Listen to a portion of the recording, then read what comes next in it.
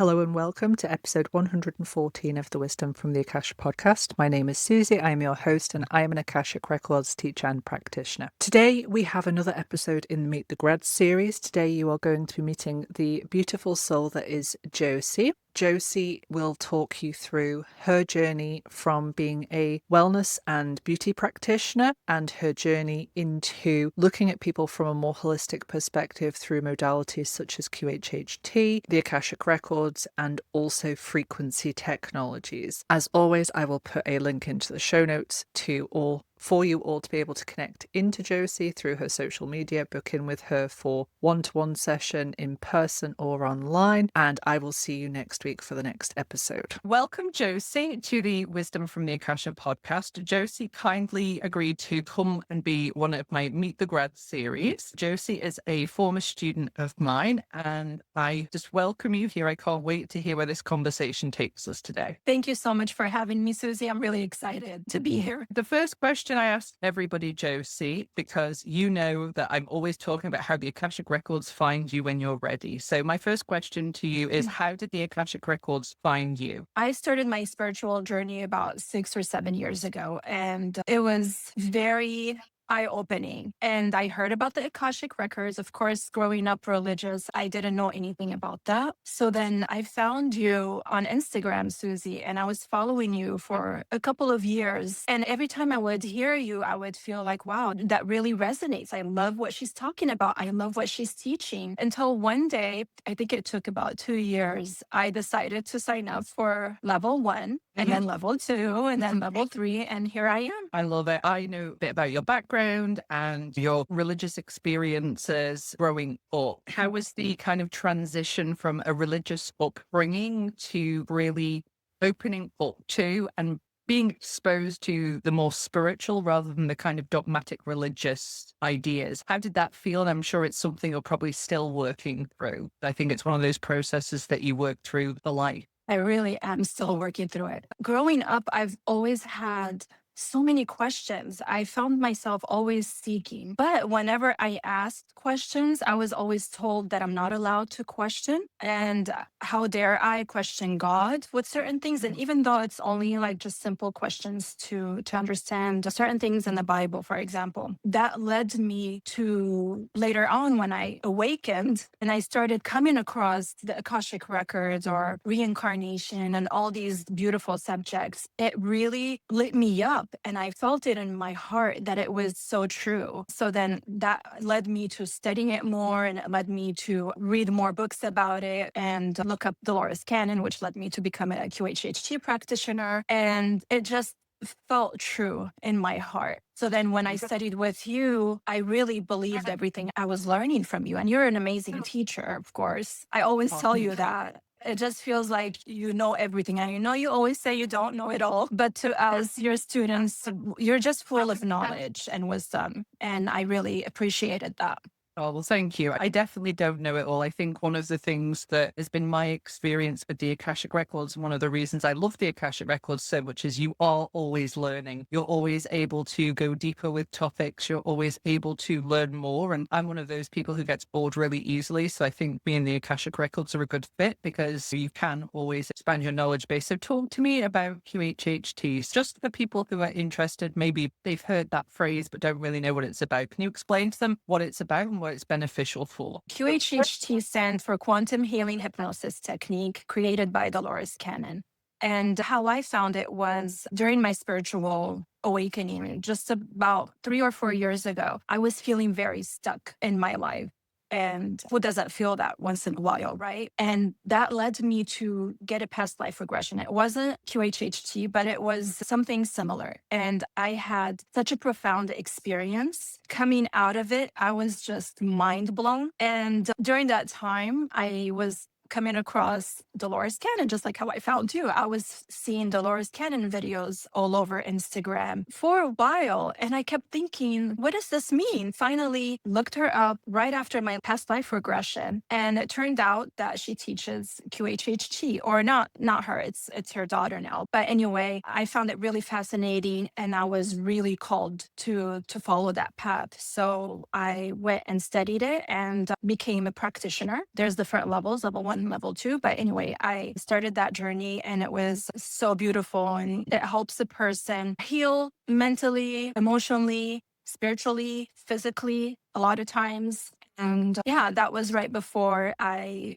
became certified to become an Akashic Records reader. Compare the two for me. I know that's not a very fair thing to do, but what's the difference for someone if they're sitting there and they're like, I'd love to have past life regression and I'd love to have an Akashic Records reading, but I'm not sure which to go for first, or I'm not really sure what the differences are. Can you just explain to people how a QHHT session is going to work and how a Akashic Records session with you is going to work? The way I can explain it is this. QHHT is only to be done in person, and it takes anywhere from 4 hours to 10 hours. I've had sessions that took me 10 hours. With the QHHT, the person comes in, they tell me their life story, and then I help guide them to connect with their higher self. So they're the ones having the experience. They're the ones seeing, getting downloads, connecting to their guides and to their higher consciousness. And in Akashic Records reading and clearing, I connect for the person. And it takes anywhere from an hour to 2 hours. It's so much shorter, and it could be done remotely. It doesn't have to be done in person.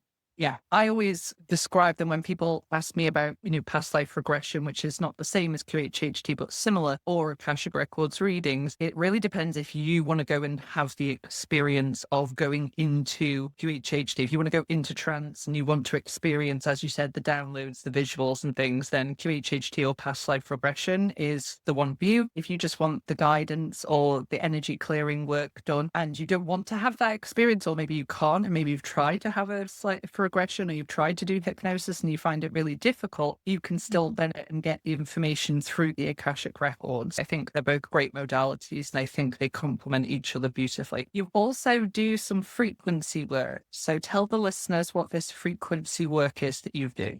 Okay, so I have to start by saying that I started with skincare. I grew up with severe cystic acne. That led me to start working on myself. And then eventually I started learning that healing the skin is not just topical, it's also working on the internal. So that led me to wellness. So skincare and wellness have been a big part of my life for a very long time. Eventually, a few years ago, that led me to frequency work, which when I found that, it was really a beautiful revelation to find, because it was very thorough and it's very detailed, yet it's not a diagnostic, but it was really interesting to just help myself, my family, my clients find the root cause of the issues based on emotions or physical things just by frequency. Everything has a frequency, everything has a vibration. A chair, crystals, of course, a table, anything, right? But also as human beings have frequency. So there's this device or scanner that I'm able, just based on quantum entanglement, to connect to your frequency. And I can scan your voice. We can figure out what is bottled up emotionally, mentally, and then you'll be able to listen to balancing harmonics to bring your body back to harmony and balance, and also just optimize your health. I love that. So the listeners, I'm sure I've probably shared this with you before, Josie. I had an experience probably about 10 years ago now with bioresonance machines, which completely blew my mind. So I'd suffered from an infection on my brain. That's why I'm now deaf in one ear. And I went for this session at this bioresonance frequency place. It was just something that came into my awareness. I'd known nothing about it. And I thought, well, I'll just give it a shot just to see what was happening. And they could identify not only the part of the brain that had been infected, but the actual bacteria that had infected me, from the perspective of the kind of level of detail that it could go into. And because I had health problems prior to that, and they ceased after that. So I'm a big fan of full frequency work. And I think one of the things that we're going to see more of, I hope, going forward, is going to be technology used in the right way, technology used for the benefit of people, technologies and healing tools that can come in that use light, use sound, because technology isn't all bad and it's amazing. We can connect all around the world. We can share our opinions all around the world. And I have listeners literally all around the world. So technology can be a really beneficial thing. And I think we need to start looking at those types of ways of using them to help ourselves and to help the collective. What does 2026 look like for you, Josie? Because I know you're busy. You've got your various offerings. Tell the listeners what it is you're currently offering to people, how they can get in touch with you, and anything that you've got coming in 2026 that's a new offering. Okay, so I recently opened up my own place, and it's a space where I will be doing skincare, but also I'll have room, and I'm pointing over here because this is where I'm going to have my spot, but I'll be combining not only skincare and ancient technology, which is the Akashic Records reading and QHHT, but I love incorporating advanced technologies such as going to have PEMF therapy, red light therapy treatments, radio frequency foot detox treatments. So my goal is to create a safe space for people to come in and just relax and spend some time just on self-care and on grounding. So this is what's happening right now. But by the middle of the year, my goal is to also start teaching the Akashic Records reading. That will be next on my list. I love that. How does that feel when you're being called to teach? You know, I love teaching. The frequency company that I'm a part of, I was asked to start teaching. So I've been teaching on and off for a couple of years, and I find myself really in love with that. I love sharing my knowledge and just spreading the love because I don't believe in gatekeeping. I believe the world needs so much healing, and why not share with each other and just help each other and spread the love and kindness and all the healing that we can offer. So yeah, I love teaching, and teaching the Akashic Records is something that's really been sitting on my heart for a while. So I look forward to it. I love that. The more people who learn and the more people who teach, the better, because the Akashic Records can help anyone at any point on their spiritual journey. And now there's something that we should all be tapping into here. There's something that's available to us. We have the right, we have the ability to use them. So I love it. And I think you'll be an amazing Akashic Records teacher. Something I talk to people about when they're guests on the podcast is their spiritual practice. And I know that everyone's spiritual practice is different, but can you share with the listeners some practices or some techniques that you've come across since your awakening that you find really helpful? I use so many different modalities that incorporates light therapy and frequency and meditations and all of that. But I find what's the most important to me is grounding. And I learned that from you, Suzie. I mean, we all know it, of course. But when I did the mentorship with you, you helped me heal my nervous system with some of the guidance that you had offered. And that was truly magical because I find that sometimes, I always say this, but we can be eating all the greens and exercising every day. But if we don't connect to nature, if we don't go and spend some time outside and sit in neutral, there isn't much, that we can do. So I feel like this is when the magic happens, is when we sit in neutral and spend time outside and in silence. Absolutely, because we are part of nature. Human beings are this beautiful divine form. We're this bridge between all of the higher spiritual realms and Earth herself, which is a living, conscious being as well. And we're this bridge between the two. And society and the way that we've all co-created this world is to be as detached from nature as possible. And it's not healthy for us to be that detached. And I think as well, one of the things that really makes me laugh when I work with people one-on-one, and you'll know this, Josie, is that I'm always giving homework, but it's always sounds very simple. And then you do it. It's not.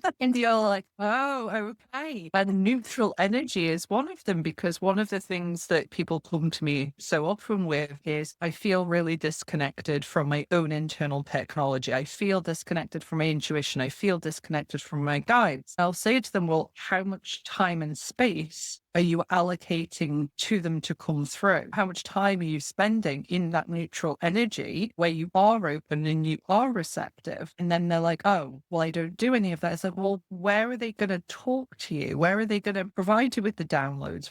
There's no room for it. So you think about it, you've got all these beautiful guides and energies all wanting to help you and guide you through this existence. And then we're just going around very busy, very noisy, essentially with everything shut down because we're so focused on this physical reality and we're not making that space. And the magic really does happen in that neutral energy. And I totally appreciate that people have busy lives, jobs, kids, etc. I get all of that. But even just taking 10 minutes a day when you have your morning coffee, just go sit outside with your coffee and just be for 10 minutes, or do it at the back end of the day if you can. But those little gaps are going to be where you start to check in not only with yourself, also your team. Because once you connect to that team and they're always there and they're always wanting to connect to you, once you establish a good connection and you start to receive the guidance that they have, you won't stop practicing neutral energy. You'll be like, that's my time of the day, because they're always there. They're always willing to help. We just have to make space and allow it to come through. That's so true, Suzie, because I realized that most of my life I was disconnected from myself. And it's because of so much trauma that I went through.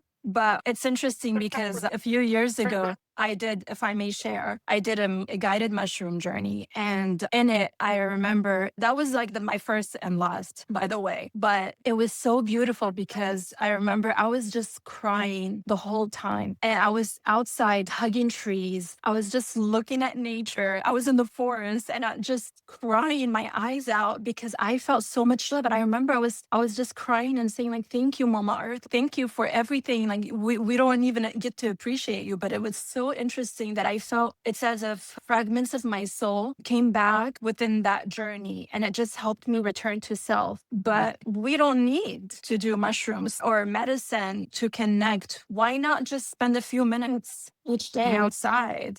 That's enough. Exactly. And plant medicine can be very helpful. And it's a helpful part of people's journey a lot of the time. When there's healing that needs to be done, when there's things that are really repressed, as long as it's done in a safe way and in respect of the medic, for sure, that has to be very important. And they can be very helpful. When it becomes problematic is, I think, when people are relying on that for that connection or for those experiences, because you can have just as profound experiences by doing the meditation, by doing your breath work, by connecting into that internal technology. So I think they can be a great way for people to connect, expand their consciousness, expand their awareness. But I get a little bit concerned when people come and they say to me, oh, you know, I'm doing my 50th ayahuasca ceremony in 2 years. That's where we need to really be careful with this stuff, because that's not respectful to the medicine, and it's not respectful to the process. It's really being properly intentional and utilizing them in a respectful way. Yes. For me, if you don't mind me sharing this, when I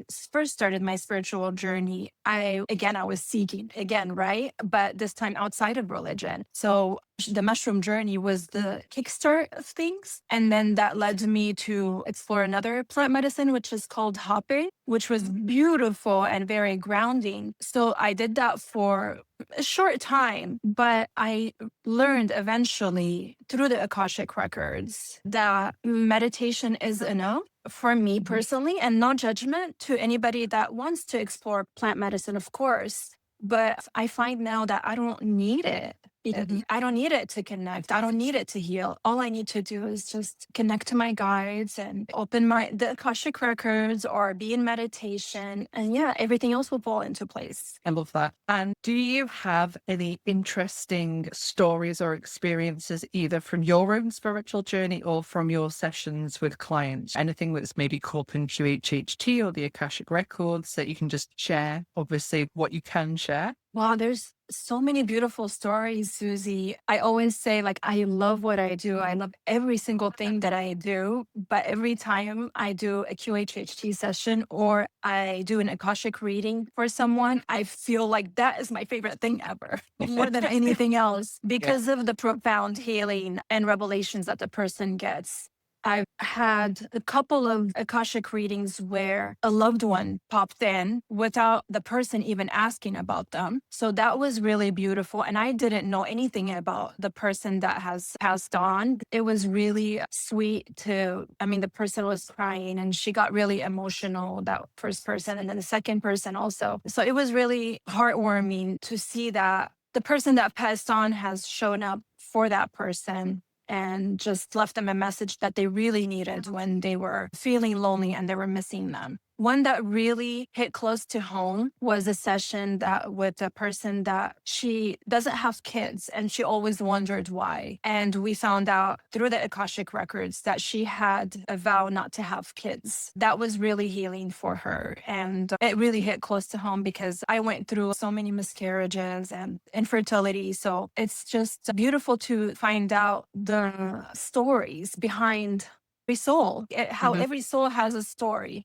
Oh, yes. I have so many beautiful QHHT sessions as well. It's just so beautiful to witness how the person starts channeling Mhm. and speaking light language through the session. And then they're done with the session. They don't even remember. I mean, I have no words. It makes me speechless when I talk about QHHT and Akashic Records or any soul level work because it just makes me realize I was always so involved and aren't we all involved so much with the human experience, right? But then when we are doing sessions like this and we're connecting with our guides and angels and our loved ones, that's what it's about. Absolutely. And it's not to denigrate. I know that's not what you're intending, the human experience. The human experience is No. very valid, but it's a part of such a bigger picture. This physical reality that we see with our five senses, or that we connect to through our five senses, is such a small piece of the jigsaw. And when you can understand it as a continuation of all of these different lifetimes or the soul's journey and this objective perspectives that modalities like the Akashic Records and QHHT offer, you get so much more of an expanded awareness and an expanded consciousness just through interacting with the modality, because you go, oh, well, that makes so much sense as to why that happened. That makes so much sense as to why that relationship is so difficult, because you understand the nature of the soul contract and the karma that's going on between you and that individual. You know, there's so many different things that can come up. Is there something you want to share on soul contracts? Because I know our listeners Well, love yes. to talk soul contracts. I just remembered, I know, right? I just remembered in a QHHT session, and I hope they don't mind me sharing this, but I won't mention names, of course. But there's this person that has a difficult relationship with their mom. And they wanted to have a QHHT session, and they went into a lifetime where they saw themselves get like hurt. They got killed. And then when we asked who was it that killed them, it was the mom. Of course, she looked different in that lifetime. So that was very mind-blowing to them. That helped them understand why they have such a difficult relationship. Yeah, there's so many beautiful stories like that. I know, I mean, in the moment, it doesn't feel beautiful, but it'll help connect the dots.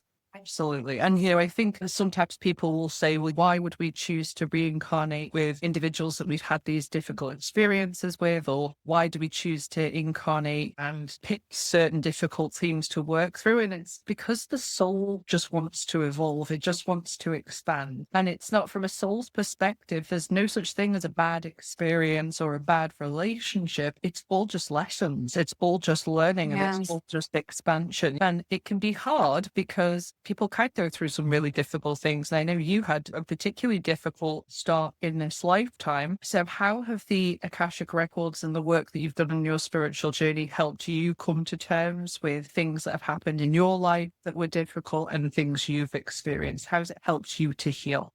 Well, the Akashic Records have helped me see and understand my soul contracts with family members that have unintentionally caused a lot of pain. It just helped me see the full picture. And now I'm just grateful for these lessons. And yes, I had a very difficult childhood growing up, but it made me the person I am right now, and learning, because every time we do get into the Akashic Records, we learn something new, truly, like every day where I'm connecting, there's more and more that gets revealed. And it just helps me see that, just like you said, it was all a lesson for a reason. It's something we signed up for a reason. Of course. And I know you, and I know your heart, and I know that what you do is you can now bring that empathy and that compassion and that heart that you have developed through all of that and through all of the healing that you've done to then hold space for others who've maybe been through similar things, who've had similar experiences to you. And it sounds awful, but we as space holders and as practitioners, we often sign up for particularly difficult starts in our life lifetimes to go through things so that we can step into that position. And it's not a fun thing to go through, but it certainly makes us who we are today, I would say.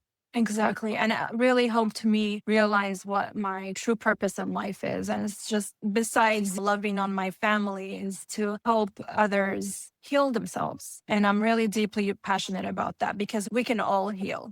Absolutely. And the world needs more healing. Yes. The times that we're in with the mass awakening. Amen. And you and I are recording this on the new moon eclipse as well, which I know has been an energy. And Chinese New Year. Yes, it's going to be a wild year. But what would you say to people? Mass awakening periods tend to be when lots of people will go through their spiritual awakening, and they may listen to this podcast. They may come across this podcast and go, okay, I'm just looking for some guidance. You know what it's like when you're first having your spiritual awakening and you're just kind of checking everywhere for guidance and advice. Mm-hmm. What would you say to people who are just kind of newly awake and they're going through their spiritual awakening and they're finding it tough? Because it is tough. What would be your advice to that? I would tell them, have an open heart and be patient with yourself and have so much grace. And remember that it always starts with love, and especially with loving yourself first. Absolutely. Absolutely. Because a lot of us, I know from my experience, I grew up hating myself, to be honest. And I always thought loving yourself is selfish, but it's really not. It all starts with us, and it all starts with the inner work. And it does start with that self-love. And you can't be of service. You can't help people if you're not pouring that into yourself, because you'll just be drained and exhausted. And I think one of the things that comes up a lot for people when they're new onto their spiritual awakening journey is, especially when you see all the different modalities and things that you can do in inner child healing and ancestral healing and past life healing. So many. You can sit there and go, oh my God, I'm so broken. Like, I'm so broken. I need all of the help. And what I always want people to know is, please don't get overwhelmed with it all. You are a literal fractal of source consciousness who's chosen to come in and have this human experience, and take your time with everything, because life is going to present you with everything you need. Life is going to show you, okay, this is what needs to be released now. This is what needs to be transmuted now. And then find people to support you, because there's nothing wrong with saying, I need a bit of help with this. I need some understanding about this. There are amazing practitioners out there in the spiritual community. Yeah. Don't be afraid to ask for help, and always can connect to the right community. And don't be afraid to lose certain people along the way, because it'll make more room for more aligned people in your life, more loving people. That's really important point, actually, because I think, again, what happens, you're going through this spiritual awakening, maybe your intuition's coming online, and, you know, you're starting to move away from people, not because they're bad, just because the contract's ended, essentially. And that happens a lot during the spiritual awakening. And then I think people can feel really lonely. So absolutely find a community, find people that you can be in support with, and just be as kind and as loving to yourself through the process as possible. And remember that it's stuff that you're letting go of, that's you, and the very core and the very essence, you are a fractal of source consciousness. You have everything you need within you, and all people like myself and Josie as practitioners are doing is help you to remember that and help you to connect. Yes, Well, absolutely.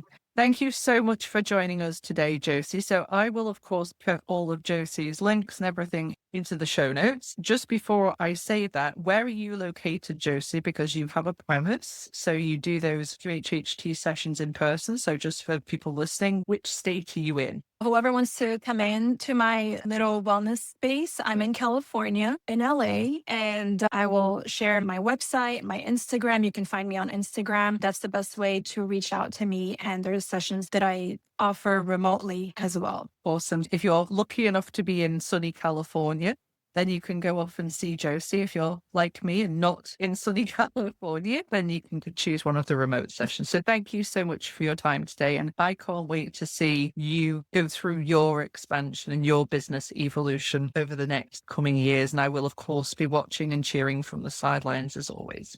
Thank you so much, Suzie. It was such a pleasure to be here today.